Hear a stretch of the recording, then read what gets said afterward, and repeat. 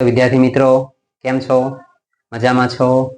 હું મહેન્દ્ર દોડિયા મારી ચેનલ વતી આપનું હાર્દિક સ્વાગત કરું છું. આજના આપણા વિડીયોમાં આપણે જોઈશું ત્રિકોણમિતિ ચેપ્ટર સ્વાધ્યાય 8.1 નો દાખલા નંબર 8, જેમાં આપેલું છે કે જો 3 cot a બરાબર 4 હોય તો સાબિત કરવાનો દાખલો છે વિદ્યાર્થી મિત્રો કે 1 - tan square a છેદમાં 1 + tan square a બરાબર cos square a minus sin square a, એટલે કે ડાબી બાજુ અને જમણી બાજુ બંનેનો જવાબ કેવો આવવો જોઈએ? સરખો આવવો જોઈએ. તો તે પહેલા આપણે શોધતા પહેલા આપણને માપ કોનું જોઈશે? તો એક તો tan આપેલું છે, cos આપેલું છે અને sin આપેલું છે, એટલે ત્રણના માપ આપણે શોધવા પડશે. બરાબર? તો પહેલું તો આપણે જોઈએ વિદ્યાર્થી મિત્રો કે અહીંયા આપેલું છે, આપણને જોજો કે આપણને આપ્યું છે આ રીતે કે cot a આ રીતે કે 3 cot a બરાબર 4. જોજો તો શું થશે વિદ્યાર્થી મિત્રો કે cot a બરાબર શું થશે? તો 4 અને આ 3 આ બાજુ આવશે તો જશે ક્યાં આગળ? છેદમાં. એટલે શું બની જશે? cot નું સૂત્ર શું આવશે? તો કે પાસેની બાજુના છેદમાં આવશે સામેની બાજુ. બરાબર? હવે જોડ ખબર હોય આપણને તો 3 4 ને એનો જવાબ શું આવશે? 5. બરાબર? આ રીતે આપણને કીધું છે a એટલે આપણે ત્રિકોણ લખીએ. ધારો કે અહીંયા આગળ લખીશું આપણે અહીંયા કે a b ને c. તો a કીધું છે એટલે આપણે a ને θ તરીકે ધારીશું. બરાબર વિદ્યાર્થી મિત્રો? a ને θ તરીકે ધારીશું તો એની જે સામે આવે એ બની જાય આપણી સામેની બાજુ. આ સામેની બાજુ બની. બરાબર છે? તો આ શું બની જશે? આ આપણી પાસેની બાજુ બની જાય અને કર્ણ આપણો જેમ છે તેમ જ રહેશે. બરાબર? જોજો તો સામેની બાજુનું પાસેની બાજુનું માપ આપેલ છે આપણને કેટલું? તો કે 4. સામેની બાજુ એટલે કેટલા આવશે? 3. આપણને જોડ ખબર હોય તો 3 4 ને જવાબ શું આવશે? 5 આવશે.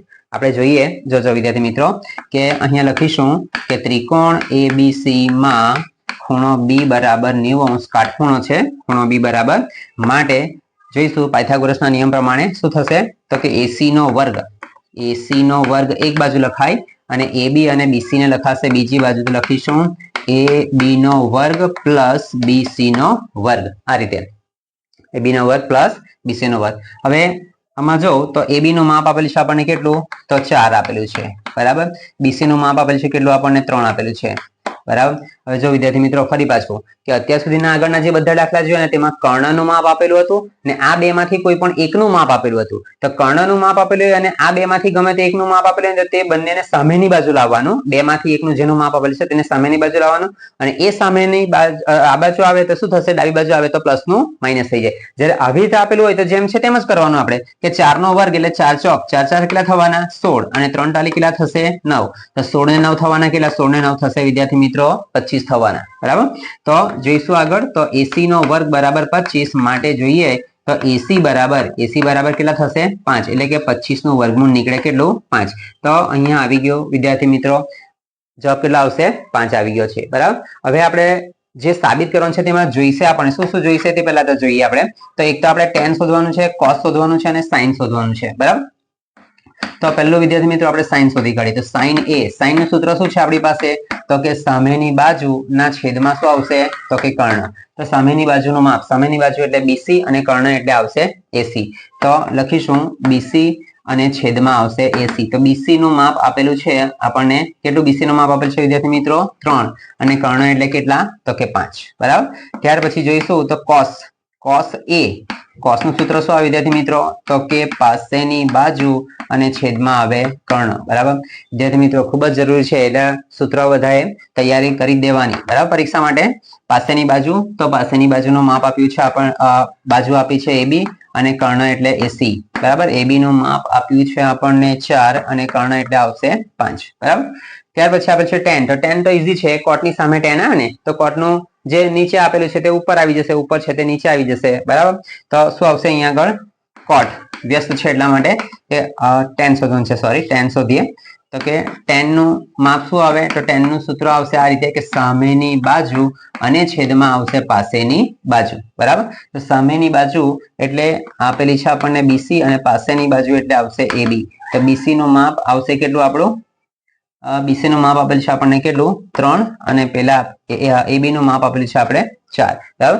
એટલે જો વિદ્યાર્થી મિત્રો જોઈએ તો કે cot નો જવાબ આપણો 4/3 છે. તો પેલો જવાબ શું આવેલો છે? 3/4. બરાબર? આગળ જોઈએ તો હવે જે સાબિત કરવાનું છે તે આપણે ડાબી બાજુ પહેલા જોઈશું. બરાબર? તો વિદ્યાર્થી મિત્રો ડાબી બાજુ આપી છે 1 - tan square છેદમાં 1 + tan square. બરાબર?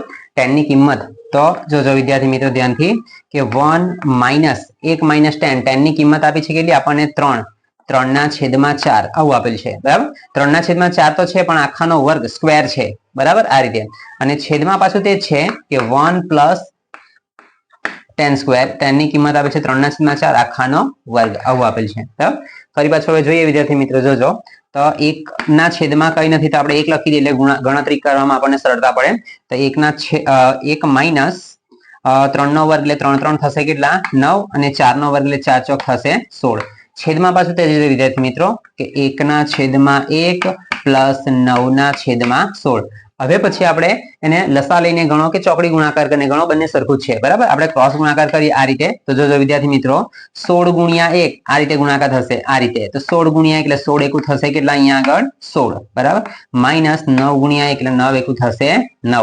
છેદમાં આ બે છેદનો ગુણાકાર કરીને પાછું છેદમાં લખીશું તો 16 એકુ થશે અહીંયા આગળ 16 બરાબર ફરી પાછું છેદમાં તે જ રીતે કે 16 ગુણ્યા 1 એટલે 16 એકુ થશે 16 પ્લસ 9 ગુણ્યા 1 એટલે થશે 9 અને છેદમાં ફરી પાછા 16 ગુણ્યા 1 એટલે 16 એકુ થશે 16 જોજો વિદ્યાર્થી મિત્રો હજી પણ કે હવે બાદબાકી કરીશું તો 16 માંથી 9 જાય તો કેટલા રહેશે વિદ્યાર્થી મિત્રો 7 ના છેદમાં 16 ફરી પાછા આખાના છેદમાં જોઈએ છેદમાં કે 16 ને 9 કેટલા થશે વિદ્યાર્થી મિત્રો 25 ના છેદમાં આવશે ફરી પાછા કેટલા તો 16 હવે આ ભાગાકારના આપણે ગુણાકાર કરીશું જોજો તો 7 ના છેદમાં 16 હવે આ ભાગાકારના ગુણાકાર કરીએ એટલે છેદ જે આપેલો છે અંશ તમારો જેમ છે તેમ જ રહે પણ છેદ આપેલું છે તે શું થશે 16 ઉપર આવી જાય અને 25 આવી જશે ક્યાં આગળ છેદમાં આ રીતે થશે વિદ્યાર્થી મિત્રો બરાબર જો શું થશે ગુણાકાર છે એટલે ઉપર નીચે ક્રોસમાં જે કંઈ ઉડતું હોય તે આપણે ઉડી લોપ થઈ જશે બરાબર ઉડી જશે તો 16 ને 16 આપણા અહીંયા ઉડી જશે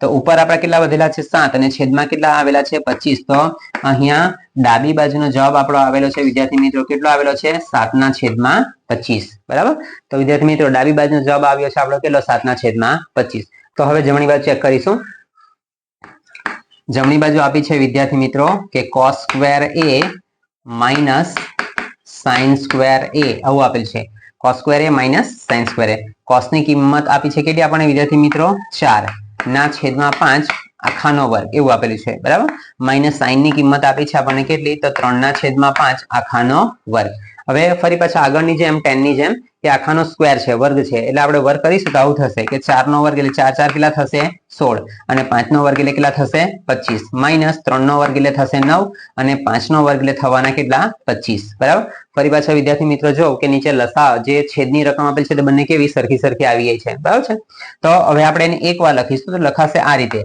કે 16 માઇનસ 9 ને 25 બે વાર આપેલા છે એટલે આપણે કેટલી વાર લખીશું એક જ વાર લખીશું બરાબર કારણ કે લસા છે એટલા માટે એક જ વાર લખાશે તો 16 માંથી 9 બાદ કરીએ તો કેટલા રહેવાના વિદ્યાર્થી મિત્રો 7 અને છેદમાં કેટલા આવશે 25 હવે આપણે તમારા જમણી બાજુનો ડાબી બાજુનો જવાબ આપણે જોયો કે 1 માઇનસ 10 સ્ક્વેર પ્લસ 1 પ્લસ છેદમાં 1 પ્લસ 10 સ્ક્વેર a એનો જવાબ તમારો 7 ના છેદમાં 25 જ છે અને પેલાનો જવાબ પણ 7 ના છેદમાં 25 જ છે એટલે નીચે લખી દેવાનું માટે શું લખાશે કે ડાબી બાજુ બરાબર થશે જમણી બાજુ બરાબર તો વિદ્યાર્થી મિત્રો આ સાબિત કરવાનો દાખલો અહીંયા આપણો પૂરો થાય છે તો હવે પછી મળીશું આપણે નેક્સ્ટ વિડીયોમાં ત્યાં સુધી વિડીયોને જોતા રહેજો લાઈક કરજો શેર કરજો સબસ્ક્રાઇબ કરજો ત્યાં સુધી ટાટા બાય બાય શિવ જય હિન્દ જય ભારત